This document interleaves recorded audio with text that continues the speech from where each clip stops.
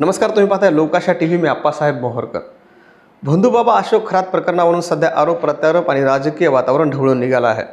विशेष म्हणजे कालच रुपाली चाकणकर यांच्या बहीण प्रतिभा चाकणकर यांची देखील SITने तब्बल 10 तास चौकशी केली.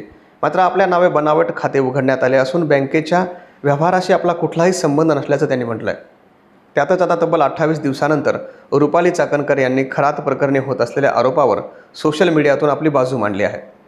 रुपाली चाकणकर यांनी फेसबुक पोस्ट करत बीडहून आलेल्या एका निनावी पत्राची सखोल चौकशी करण्याची मागणी केली आहे. कुठल्याही पुराव्याच्या आधारे कोणीतरी लिहिलेल्या पत्रावरून मला आरोपीच्या पिंजऱ्यात उभं केल्याची भावना त्यांनी सोशल मीडियातून व्यक्त केली आहे. महाराष्ट्रात अनेक राजकीय नेत्यावर आरोप झाले. त्या आरोपाचे पुरावे माध्यमांनी संबंध महाराष्ट्राला दाखवले, तर आरोप करणाऱ्यांनीही पुराव्यानिशी आरोप केले. मात्र खरात प्रकरणात माझ्यावर व माझ्या परिवारावर बेछूट आरोप हे फक्त हेतू परस्पर व बदनाम करण्यासाठी होत आहेत हे वेळोवेळी समोर येत असून माझ्यावर आरोप करणाऱ्यांनी ना पुरावे दिले ना प्रसारमाध्यमांनी ते मागितले. तसंच बीडहून आलेल्या निनावी पत्राबाबत जे कोणी आरोप करणारे आहेत त्यांनी सांगावं की हे पत्र त्यांच्यापर्यंत कसं आलं, असा सवाल देखील चाकणकरांनी उपस्थित केला आहे. कोणतीही शहानिशा न करता केवळ आणि केवळ बदनामीचा कुटील डाव साध्य करण्यासाठी पोलीस प्रशासनाला प्राप्त झालेलं एक निनावी पत्र माध्यमांकडे सुपूर्द करून त्यावर दिवसभर चर्चासत्र घडून आणलं गेलं. हे घडून आणण्यामागे कुणाचा सौजन्य होतं हे समोर आलं पाहिजे.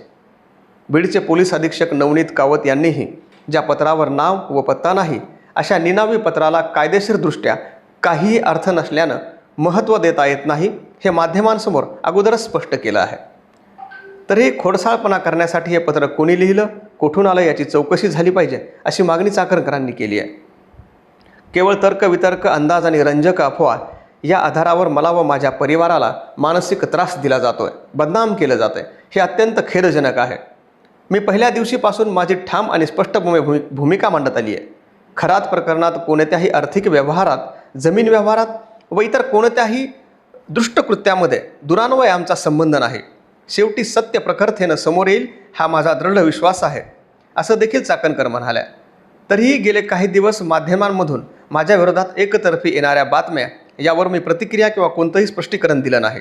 कारण SIT चौकशी करत असलेल्या तपास यंत्रणेला निष्पक्षपणे तपास करता यावा हाच माझा हेतू आहे, असंही चाकणकर यांनी आपल्या फेसबुक पोस्टमध्ये म्हटलं आहे.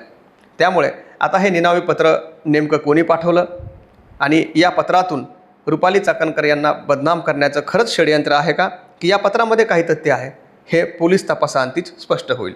व्हिडिओ जर आवडला तर पुढे नक्की शेअर करा आणि आमच्या लोकाशा टीव्हीला लाईक आणि सबस्क्राईब करायला विसरू नका.